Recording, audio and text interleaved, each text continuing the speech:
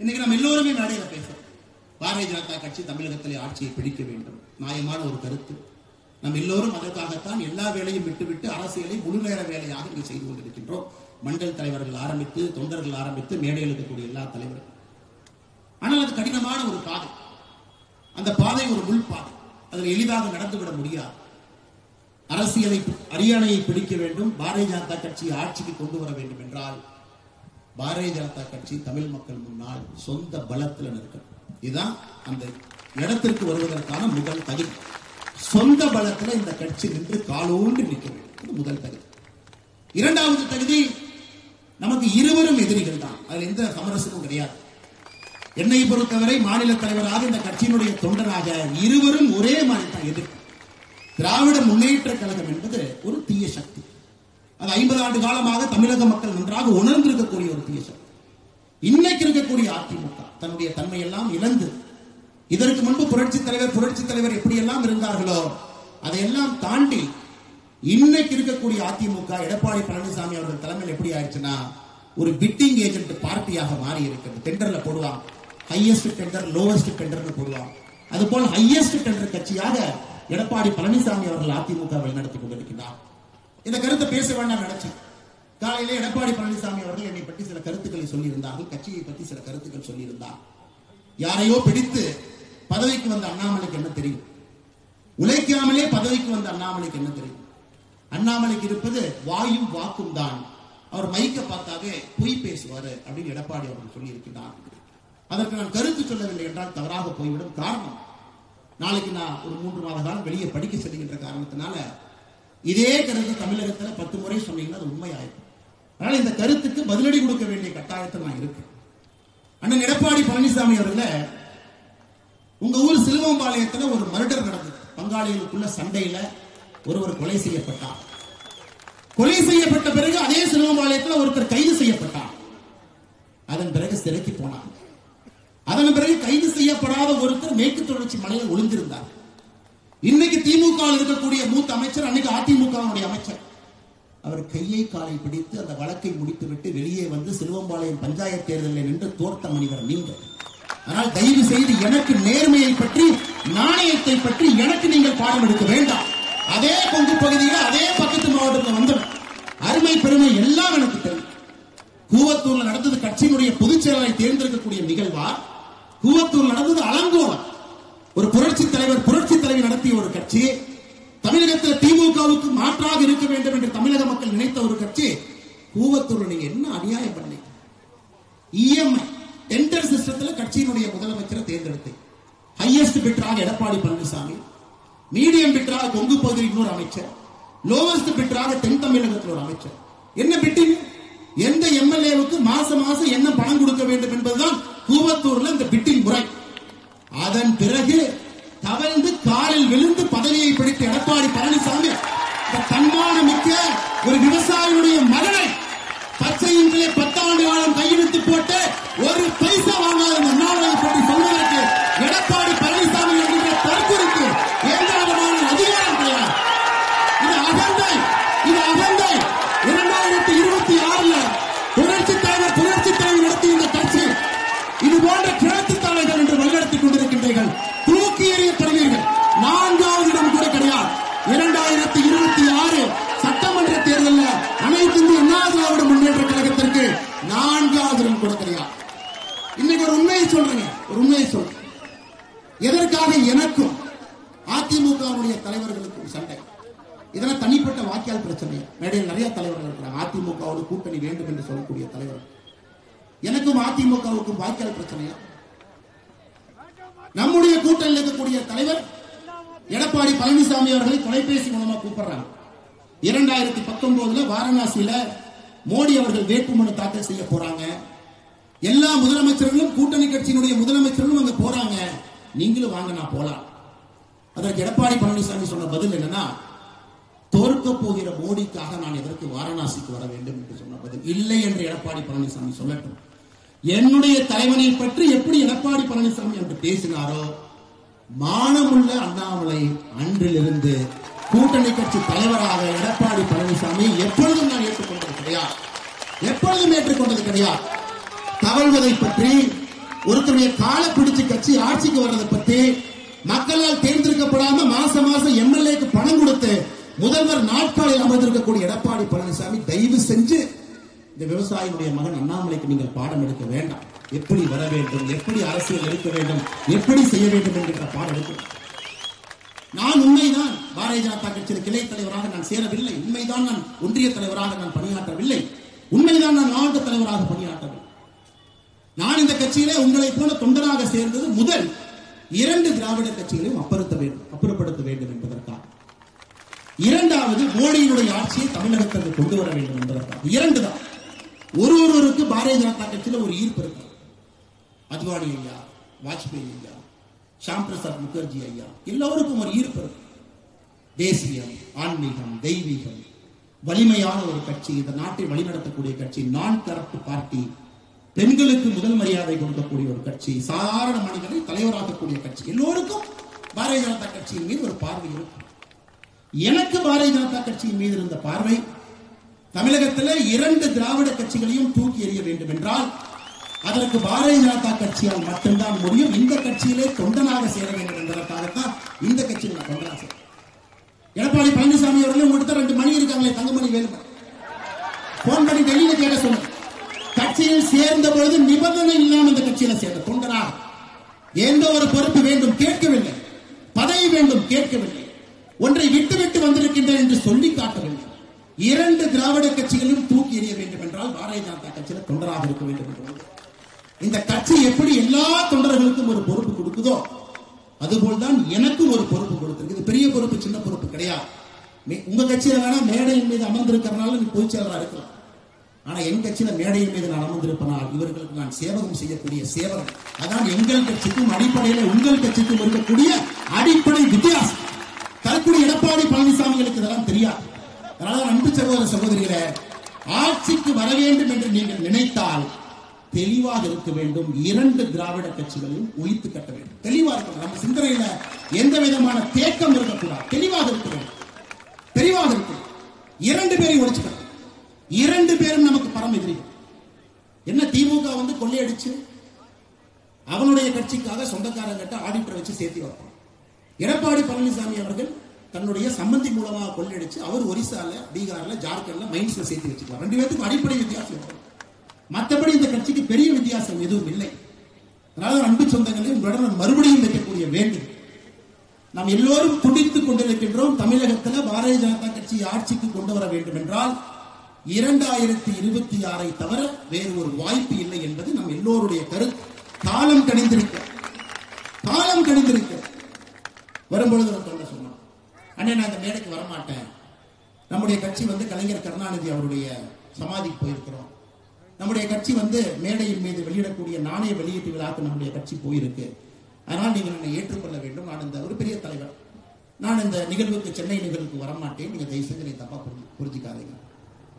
நான் அவருக்கு பதிலளித்திருந்தேன். இது உங்களுடைய தனிப்பட்ட கருத்தாக இருந்தாலும் கூட அதனை நான் தலையிட விரும்பவில்லை. அது உங்களுடைய கருத்து. அதே நேரத்தில் நீங்க நன்றாக புரிந்து கொள்ளுங்கள், மோடி அவர்களுக்கு நம்ம எப்ப தேவைப்பட்டுச்சு? 2014 மோடி அவர்களுக்கு ஒரு தொண்டனும் தேவைப்பட்டார். 283 தனி மெஜாரிட்டியில 30 வருஷம் கழிச்சு ஒரு பிரதமரை இந்த நாடு பார்க்க வேண்டும் என்பதற்காக எல்லோரும் மோடியின் பின்னால் நின்றோம். 2019 அந்த கண்டினியூட்டி, மோடி அவர்கள் வர வேண்டும் என்பதற்காக மறுபடியும் நாம் நின்றோம். நாம் நன்றாக புரிந்து கொள்ள வேண்டும், மோடி அவர்களுக்கு ஒரு பாரதிய ஜனதா கட்சியினுடைய தொண்டன் 2014 விட, 2019 விட 2024 இன்னும் அதிகமாக தேவைப்படுகின்றான் என்பதை நீங்கள் புரிந்து கொள்ள வேண்டும். காரணம் நாட்டினுடைய சூழ்நிலை. நம்மை சுற்றி இருக்கக்கூடிய நாட்டை பாருங்க, இலங்கையை பாருங்க, பங்களாதேஷை பாருங்க, பாகிஸ்தானை பாருங்க, ஆப்கானிஸ்தானை பாருங்க, மாலத்தீவை பாருங்க, நேபாள பாருங்க. எல்லாம் ஜனநாயகம் தோத்து விட்டது. ஒரு பக்கம் சர்வதிகாரிகள் வந்திருக்கின்றார்கள், இன்னொரு பக்கம் மிலிட்டரி ரூல், இன்னொரு பக்கம் என்ன பண்றதுனே தெரியாத பொருளாதார சுமையிலே அந்த நாடுகள் மாட்டியிருக்கிறது. நாட்டிற்குள்ள எதிரிகள் அதிகமாக இருக்கின்றார். என்ன வந்தாலும் பேசலாம், வாய்க்கு வந்ததெல்லாம் பேசலாம், என்ன வேண்டுமானாலும் பிளவுபடுத்துவதற்காக பேசிவிட்டு சென்று விடலாம், அதன் மூலமாக ஆதாயம் அடையலாம் என்று நாட்டில் இன்னைக்கு எதிர்கட்சிகள் அதிகமாக இருக்கிறார். இந்த நேரத்தில் நாம் மோடியின் பக்கம் நிற்க வேண்டியது நம்முடைய கடமை. மத்திய பிரதேசனுடைய முதலமைச்சர் கோயம்புத்தூருக்கு வரும் பொழுது நான் வரவேற்க செல்ல மாட்டேன் என்று சொன்னேன். அதே நான் மத்திய அரசு ராஜ்நாத் சிங் அவர்கள் தமிழகத்திற்கு வந்து கருணாநிதி அவர்களுக்கு ஒரு மரியாதை செய்யும் பொழுது அந்த நிகழ்வுக்கு போயிருந்தேன். நீங்கள் புரிந்து கொள்ள வேண்டும், எதற்காக நாம் இதை செய்கின்றோம் என்பதை புரிந்து கொள்ள வேண்டும். மோடி அவர்கள் எப்பொழுதும் அரசியலை ஒரு பக்கமும் தனி மனிதனுடைய வாழ்க்கையை ஒரு பக்கமும் பார்க்கக்கூடிய ஒரு மனிதன். 2017 நவம்பர்ல பாரத பிரதமர் நரேந்திர மோடி அவர்கள் கலைஞர் கருணாநிதியுடைய வீட்டுக்கு போனாங்க. வீட்டில் போய் கேட்டார், ஐயா நீங்க எங்கூட வந்துருங்க, பிரதம மந்திரி இல்லத்துல தங்கிங்க, டெல்லியில ஒரு 15 நாள் எங்கூட நீங்கள் வர வேண்டும் என்பது என்னுடைய ஆசை. 15 நாள் என்னோடு இருந்து விட்டு திரும்ப நீங்க தமிழகத்திற்கு வாங்க. நம் பிரதமர், நம்முடைய தலைவர் பாரத பிரதமர் நரேந்திர மோடி அவர்கள் 2017 நவம்பர்ல கலைஞர் கருணாநிதியுடைய இல்லத்திலே சொல்லி இருக்கக்கூடிய வார்த்தையே அரசியலை ஒரு பக்கமும் தனி மனிதனுடைய வாழ்க்கையை ஒரு பக்கமும் பிரித்து பார்க்கக்கூடிய ஸ்டேட்ஸ்மேன்ஷிப் ஓடிட்டு இருக்கு. நாம் என்று 100 ஆண்டுகள் கடந்திருக்கக்கூடிய 5 முறை தமிழகத்தினுடைய முதலமைச்சராக இருந்த ஒரு மனிதனுக்கு மரியாதை செய்திருக்கின்றோம். இதே மேடையில கலைஞர் கருணாநிதியை கரெக்ட் சொல்லுவீங்களா? ஆம், தமிழகத்தினுடைய நம்பர் 1 ஊழல்வாதி, எந்த மாற்று கருத்தும் இல்லை. இதே மேடையில மாற்று அரசியல் வேண்டும் என்று சொல்வீர்களா? நிச்சயமாக வேண்டும், எந்த மாற்று கருத்தும் இல்லை. அதே நேரத்தில் கலைஞர் கருணாநிதி அவர்கள் தமிழகத்திற்கு செய்திருக்காங்களா? செஞ்சிருக்கிறாங்க. 5 முறை முதலமைச்சராக இருந்து மக்களுக்கு பணி செஞ்சிருக்காங்களா? செஞ்சிருக்கிறாங்க. அந்த இரண்டையும் பிரித்து பார்க்க வேண்டிய கட்டாயம் நமக்கு இருக்கிறது. அன்பு சகோதர சகோதரிகளே, அதை உணர்ந்துகிட்டீங்கன்னா மட்டும்தான் இந்த political party will be a matured political party. ஒரு அரசியல் இயக்கத்திற்கும் ஒரு அரசியல் கட்சிக்கும் இருக்கக்கூடிய அடிப்படை தன்மை என்னன்னா, நம்முடைய அரசியல் என்பது மெச்சூர்டாக இருக்கும். எதை எப்பொழுது செய்ய வேண்டுமோ செய்வதற்கு நாம் தயாராக இருக்க வேண்டும். அதைத்தான் நாம் செய்து கொண்டிருக்கின்றோம். தமிழகத்தில் திமுகவினுடைய கூட்டணியும் பாரதிய ஜனதா கட்சியினுடைய கூட்டணி வரும். இன்னைக்கு டிவியை போட்டீங்கன்னா இதான் பேசுவாங்க. எல்லாம் ஏசி ரூம் உட்கார்ந்து விமர்சகர், வலதுசாரி, இடதுசாரி, எத்தனை சாரி இருக்குன்னு தமிழ்நாட்டுடைய மீடியாவை பார்த்தா தான் நமக்கே தெரியும். எல்லாரும் பேசுவாங்க. இல்ல மாநில தலைவராக இருக்கிற கட்சியில் அண்ணாமலையும் ஒரு தொண்டன் தான். எப்பொழுதும் கூட்டணியா வராத நீங்க சொல்லுங்க பார்க்கணும். இந்த மீடியா நண்பர்கள் அடிக்கடி கேட்கக்கூடிய கேள்வி என்னன்னா, நம்மளை அப்படி பிரஷர்ல போகணும் அப்படின்னா தமிழிசை அக்கா யாராச்சும் இருக்கா மைக்க நீட்டி உங்களுக்கும் திமுகவுக்கும் எப்பவுமே கூட்டணி வராது நீங்க சொல்லுங்க பார்க்க. நான் சொல்றேன், இது பாரதிய ஜனதா கட்சியில் ரத்தமாக ஓடிக்கொண்டிருக்கிறது. மத்தியிலே பாரதிய ஜனதா கட்சியினுடைய தலைவர்கள் எல்லோரும் இங்க இருக்கக்கூடிய தொண்டர்களை கேட்டுத்தான் முடிவெடுக்கின்றார்கள். காங்கிரஸ் கட்சியில் இல்லாமல் இருக்குன்னா அது பாரதிய ஜனதா கட்சியில் எப்பவுமே இருக்கு. அதற்கு அச்சாரமாக 2024 பாராளுமன்ற தேர்தலில் தேசிய ஜனநாயக கூட்டணி தன்னுடைய பலத்தை காட்டி இருக்கிறது. மக்கள் முன்னால் ஒரு மாற்று சக்தியாக நாம் நின்று கொண்டிருக்கின்றோம். தொண்டர்களே, நான் சொன்னா அது பெரிய செய்தியாக எனக்கு தெரியும். இதை நான் யோசித்து, ஆழமாக யோசித்து, நிதானித்து, நன்றாக சிந்தனை செய்து, பாரதிய ஜனதா கட்சியினுடைய எந்த ஒரு தொண்டனுக்கும் மனம் புண்படக்கூடாது என்பதை நன்றாக உணர்ந்து இந்த வார்த்தையை நான் பதிவு செய்கின்றேன். எப்பொழுதும் பாரதிய ஜனதா கட்சிக்கும் திமுகவுக்கும் தமிழகத்தில் உறவு இருப்பதற்கான வாய்ப்பு இல்லை. எழுதி வைத்துக் கொள்ளுங்கள். தேசிய கட்சி எப்படி வேணாலும் முடிவெடுப்பாங்க. ஒரு தேசிய கட்சி எப்படி எல்லாம் முடிவெடுக்காது. ஒரு தேசிய கட்சி எப்பொழுதும் தொண்டனுடைய உணர்வுக்கு மதிப்பளித்த தேசிய கட்சி முடிவெடுக்கும். அதுதான் பாரதிய ஜனதா கட்சிக்கும் தேசிய கட்சி என்கின்ற பெயருக்கே ஒரு கெட்ட பெயரை வாங்கி கொடுத்திருக்கக்கூடிய காங்கிரஸ் கட்சிக்கும் வித்தியாசம். காங்கிரஸ் கட்சியில இங்க தலைவர்கள் கிடையாது, அடிமைகள் இருக்கின்றார்கள். அவரெல்லாம் அடிமைகள். இங்க தலைவர்கள் கிடையாது, அடிமைகள். 1971 எப்படி இந்திரா காந்தி அவர்கள் கூட்டணியில் ஆரம்பித்து காங்கிரஸ் கட்சி என்கின்ற கட்சி தமிழகத்தில் காணாமல் போயிடுச்சு. அடிமைகளாக இருந்து கொண்டு அவர்கள் காங்கிரஸ் கட்சி நம்மை பார்த்து கேள்வி கொண்டிருக்கின்றார். ஆனால் நீங்கள் தைரியமாக களத்திலே உங்களுடைய அரசியலை நீங்கள் செய்ய வேண்டும். எந்த விதமான சமரசமும் நம்ம களத்தில் இருக்கக்கூடாது. காரணம், உயிரை கொடுத்து கொண்டிருக்கின்றோம். இல்ல இந்த தீய சக்தியோட அந்த தீய சக்தி கொஞ்சம் தீய சக்தி, அந்த தீய சக்தியோட கூட்டணி வச்சு இந்த சக்தியை தள்ளி விட்டுட்டு அவங்களை கொண்டு வாங்க. பவருக்கு வந்தா இதைவிட பெரிய தீய சக்தியாக அந்த தீய சக்தி இருக்கும். அதை தொடர்ந்து தமிழகம் பார்த்து கொண்டிருக்கிறது. அருமை சொந்தங்களே, தொண்டர்களே, இங்க இருக்கக்கூடிய நம்முடைய தலைவர்கள் எல்லோரும் உழைத்துக் கொண்டிருக்கின்றீர்கள். உங்களுடைய உழைப்புக்கு அங்கீகாரம் கொடுக்கும். மாவட்ட தலைவர் கபிலனை 2 நாளைக்கு முன்னாடி கைது பண்ணி 3 நாளுக்கு பிறகு நான் பாரதிய ஜனதா கட்சிக்கும் திமுகவுக்கும் வாழ்க்கையிலே ஒட்டுறவு இருக்காது என்று சொன்னால்தான் என்னுடைய சேருக்கும் எனக்கும் அது மரியாதை. இங்கே ஒரு தலைவனை இங்கே அமர வைத்துக் கொண்டு 5 நாட்கள் சிறையில் இருந்து வந்த தலைவனை வைத்துக் கொண்டு அரசியல் மாறும், காலல் மாறும், சூழல் மாறும், என்னவெல்லாம் நடக்கலாம் சொல்வதற்கு நான் இங்கே தலைவராக இல்லை, பாரதிய ஜனதா கட்சியினுடைய தொண்டனாக நான் இல்லை என்று சொல்கிறேன். ஆனால் பாரதிய ஜனதா கட்சியினுடைய தொண்டர்கள் நீங்கள் தைரியமாக களத்தில் இருக்க வேண்டும். எந்த விதமான சுணக்கத்தையும் எங்கேயும் காட்டார். நாம் இருவரையும் எதிர்க்க வேண்டும். அடியோடு திராவிட அரசியலை ஒழிக்க வேண்டும். அதற்கான நேரம், அதற்கான காலம். இதை விட்டுட்டோம் அப்படின்னா திரும்ப நமக்கு கிடைக்காதுங்க. எப்ப வரும்? 2026 ஒரு அரிய வாய்ப்பு. இந்த வாய்ப்பை விட்டுவிட்டால் திரும்ப இது போல ஒரு வாய்ப்பு எப்பொழுது வரும் என்பது நமக்கு தெரியாத அன்பு சொந்தங்கள். இதை மாநில தலைவராக உங்களிடம் சொல்வது என்னுடைய கடமையாக நான் கருதுகின்றேன். பொறுப்பை உணர்ந்து பேசுகின்றேன். தொண்டன் என்கிற நிலையிலிருந்து பேசுகின்றேன். இருந்தாலும் என்னுடைய தொண்டனுக்காக பேசுகின்றேன். இங்கே அடுத்த 500 நாட்கள் கடுமையாக களத்தில் வேலை பார்த்தால் மட்டும்தான் 70% வாக்குகள் இன்னைக்கு வெளியிருக்குதுங்க ஐயா. வெளியிருக்கு. திமுக கையில், அதிமுக கையில் இல்லைங்க ஐயா. 70% மக்கள் தான் ஓட்டு போடுறாங்க. 30% ஓட்டு போடல. ஓட்டு போடாத 30% வைங்க. 70% இவர்களுக்கு கிடைப்பது எவ்வளவுன்னு பாருங்க. அதில் இவர்களுக்கு 60% கிடைக்குது. 40% கிடைக்கும். இன்னைக்கு இவ்வளவு மக்கள் வெளியே நின்று கொண்டிருக்கின்றார். 60லிருந்து 70% ஒரு தேர்தலிலும் ஒரு திராவிட கட்சிக்கு வாக்களிக்காம நின்று பார்த்துக் கொண்டிருக்கின்றார். வாக்களிக்க பிடிக்காதவர்கள் 30%. இன்னொரு கட்சி தோற்கும் என்று தெரிந்தும் திமுக அதிமுகவுக்கு ஓட்டு போடக்கூடாது என்று போடுவர்கள் எவ்வளவு பேர்? 60லிருந்து 70% ஓட்டு இன்னைக்கு சாயந்தரம் தமிழகத்தில் திராவிட கட்சிகளுக்கு மாற்றாக இருக்கக்கூடிய ஒரு கட்சிக்கு அது காத்திருக்கு.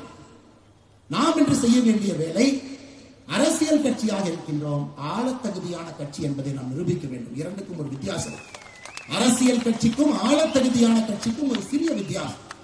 அதை இன்று நம்முடைய தொண்டர்கள், தலைவர்கள் களத்திலே காட்ட வேண்டும் என்பது என் அன்பான வேண்டும். ஆளத்தகுதியான கட்சி என்ன? முதல் இலக்கணம். ஆளத்தகுதினா என்ன? எல்லோரையும் அளவரைத்து செல்லக்கூடிய பண்பு. ஒரு பேச்சை பேசும் பொழுது நாம் முதலமைச்சராக, நாம் அமைச்சராக, நாம் எம்எல்ஏவாக, நாம் எம்பியாக இருந்தால் எப்படி அதை கொண்டு வருவோமோ அந்த மெச்சூரிட்டி. மூன்றாவது, எல்லா பிரச்சனைக்கும் ஒரு தெளிவான தீர்வு.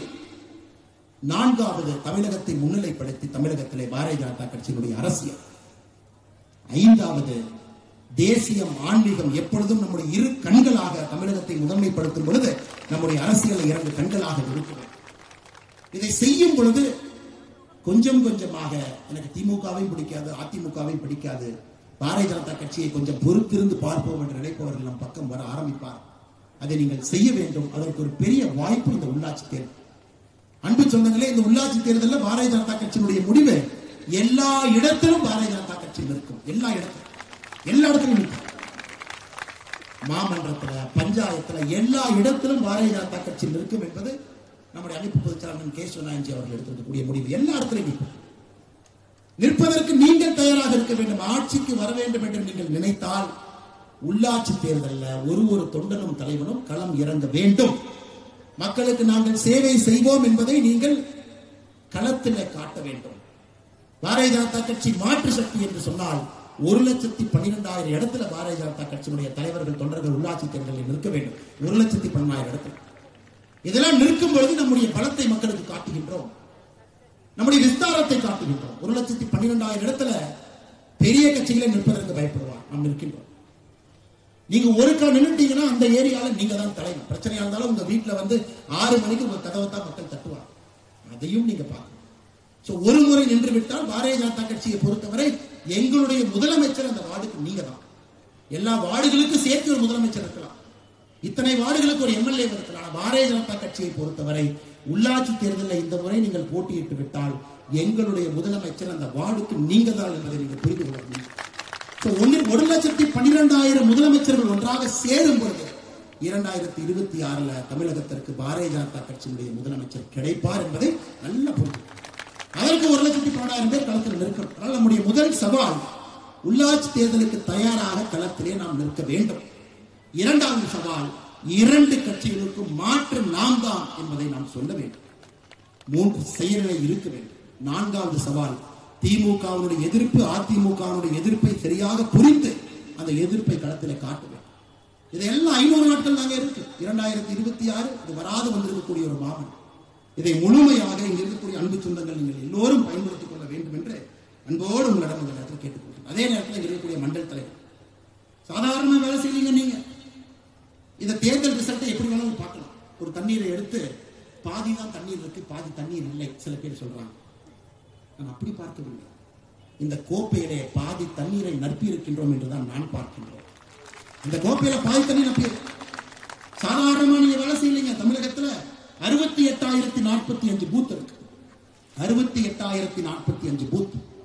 அதுல பாரதிய ஜனதா கட்சி தேசிய ஜனநாயக கூட்டணி 7,174 பூத்துல முதலிடத்தில் வந்திருக்கின்றனர்.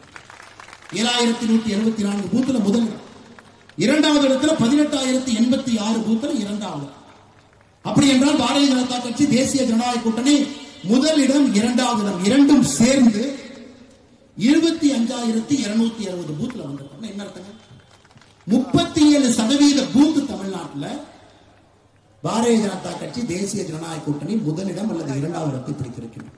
37% பூத். இது வளர்ச்சி இல்லைங்களா? உங்களுடைய உழைப்பு இல்லையா?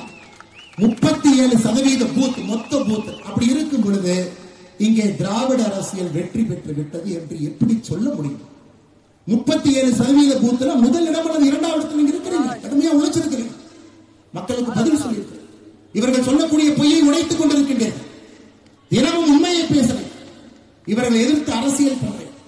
திமுக என்கின்ற தீய சக்தியினுடைய கைதுக்கு யாரும் பயப்படாம களத்தில் இருக்கிறீங்க. அன்பு சொந்தங்களே, அன்பு தோழர்களே, தலைவர்களே, மறந்து விடாதீர்கள். பாதி தூரம் தாண்டி இருக்கின்றோம். இன்னும் பாதி தூரம் தாண்ட வேண்டும்.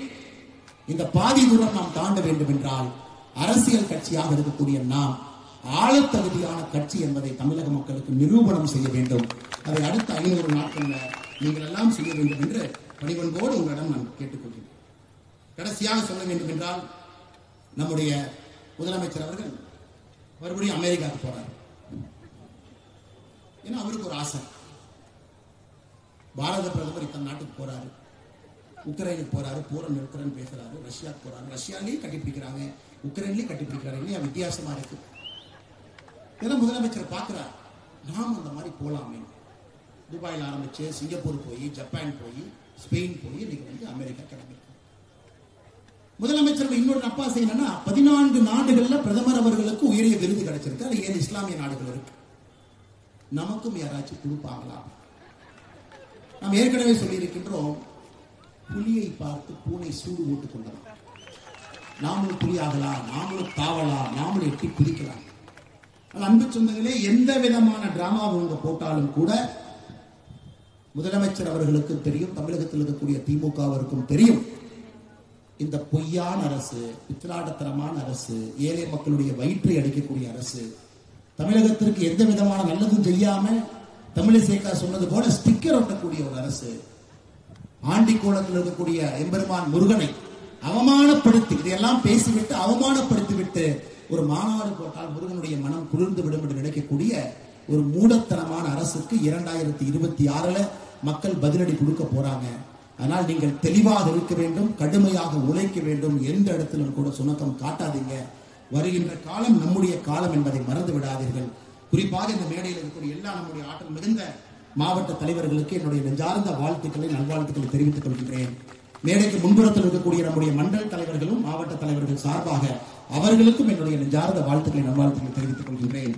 சென்னையில் இருக்கக்கூடிய 3 பாராளுமன்றத்தில் 591 பூத் முதலிடத்தில் வந்திருக்கிறேன். நீங்கள் எல்லாம் உங்களை மாற்றிக் கொள்ள வேண்டும். 591 பூத், 3 பாராளுமன்றமும் சேர்த்து 3 பாராளுமன்றத்தில் பாருங்க, 18 தொகுதியில 13 தொகுதியில நாம 2வது வந்திருக்கோம். 591 பூத்துல முதலாவது வந்திருக்கின்றோம். இது வெற்றிக்கான முதல் படி.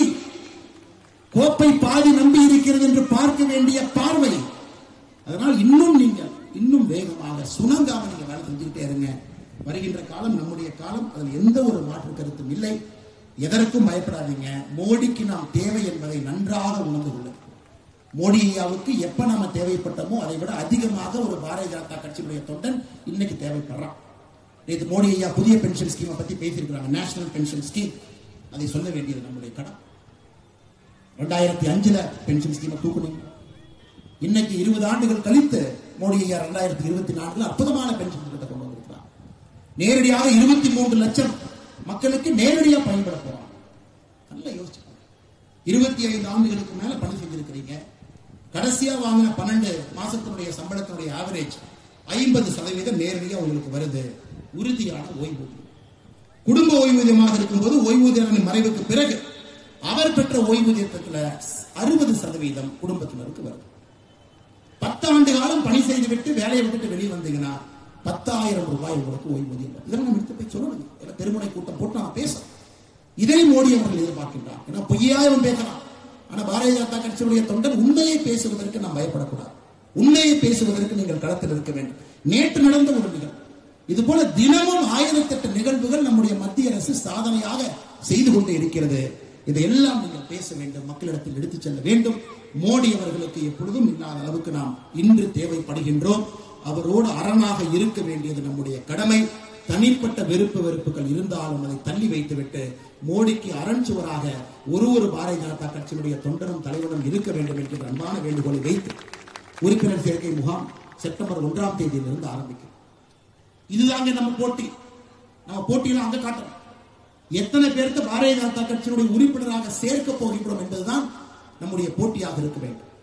செப்டம்பர் அக்டோபர் முடியும் பொழுது நாம் தெளிவாக இருக்கின்றோம். தலைவர்கள் தொண்டர்கள் எல்லாம் தமிழகத்திலே பாரதிய ஜனதா கட்சியினுடைய உறுப்பினர்கள் 1 கோடியை தாண்டும் என்பதில் தெளிவாக இருக்கும். 8.5 கோடி மக்கள் வாழக்கூடிய அந்த மாநிலத்தில் 1 கோடி உறுப்பினர் சேர்க்கணும். இது ஒரு படி. உள்ளாட்சி தேர்தலில் 1,12,000 பேர் நிற்கணும். 2வது படி. 2 படியும் தாண்டினால்தான் முதலமைச்சர் பாரதிய ஜனதா கட்சி, அமைச்சர்கள் பாரதிய ஜனதா கட்சி நமக்கு கிடைக்கும். அதனால் எல்லோரும் நம்முடைய உறுப்பினர் சேர்க்கைக்காக முழுமையாக களத்தில் இருந்து உங்களை அர்ப்பணித்து செப்டம்பர் அக்டோபர் மாதம் முழுவதும் நடக்கக்கூடிய உறுப்பினர் சேர்க்கை 1 கோடியை தாண்ட வேண்டும். நீங்கள் அதற்கு உழைக்க வேண்டும் என்று அன்போடு கேட்டுக்கொள்கின்றேன். செப்டம்பர் 1ஆம் தேதி காலையில பாரத பிரதமர் நரேந்திர மோடி அவர்கள் மறுபடியும் பாரதிய ஜனதா கட்சியினுடைய உறுப்பினராக சேர இருக்கின்றார். பாரதிய ஜனதா கட்சியை பொறுத்தவரை 6 ஆண்டுகளுக்கு ஒரு முறை மறுபடியும் நாம் சேர வேண்டும். மோடி அவர்கள் சேரும் பொழுது தமிழகத்தில் செப்டம்பர் 1ஆம் தேதி குறைந்தபட்சம் 10 லட்சம் பேர் நம்முடைய இயக்கத்தில் உறுப்பினர்களாக சேர்க்கப்பட வேண்டும் என்பதிலும் தெளிவாக இருக்கின்ற ஒரே நாளிலே 10 லட்சம், 2 மாதத்திலே 1 கோடி என்பது நம்முடைய இலக்கு. நீங்கள் எல்லாம் ஒன்றாக இணைந்து கடுமையாக களப்பணி செய்து இதை செய்து காட்ட வேண்டும் என்று அன்போடு கேட்டுக்கொள்கின்றேன். வந்திருக்கக்கூடிய எல்லா நம்முடைய தொண்டர்களுக்கும், தலைவர்களுக்கும், மண்டல தலைவர்களுக்கும், கிளை தலைவர்களுக்கும், மேடையின் மீது இருக்கக்கூடிய எல்லா மாவட்ட தலைவர்களுக்கும், மேடையின் மீது இருக்கக்கூடிய எல்லா மூத்த தலைவர்களுக்கும் என்னுடைய நெஞ்சார்ந்த நன்றிகளை தெரிவித்து வாய்ப்பு கொடுத்த இந்த மாவட்டத்தினுடைய தலைவர் அண்ணன் கருணாகராஜன் அவர்கள் நன்றி தெரிவித்து என்னுடைய உரையை முடித்துக் கொள்கின்றேன். நன்றி, வணக்கம். பாரத் மாதா கி, பாரத் மாதா கி, பாரத் மாதா கி.